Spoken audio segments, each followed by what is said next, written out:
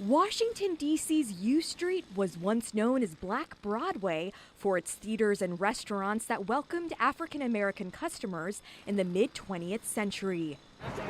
The owners of two Black-owned businesses that were open then and are still open today say they see parallels between current protests against racism and police brutality and those of the past, like the 1968 riots that occurred days after the assassination of Martin Luther King Jr., when D.C. and other cities, including Baltimore and Chicago, erupted.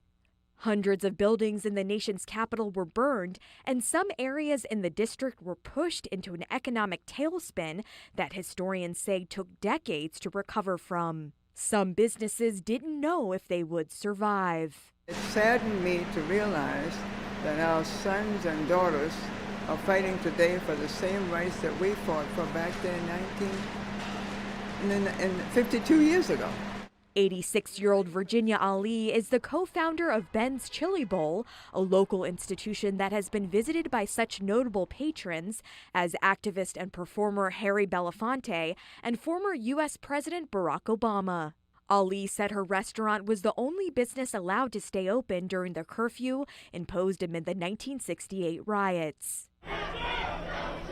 And 52 years later, she is seeing similar protests, sparked by the video of George Floyd, who died in Minneapolis after a police officer kneeled on his neck for nearly 9 minutes. It was just inhumane. It really was so inhumane.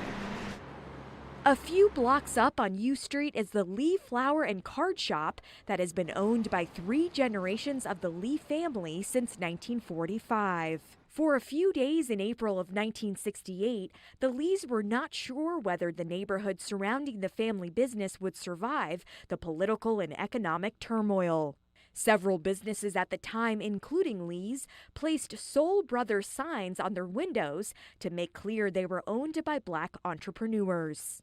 Historians say those businesses remained largely untouched by violence.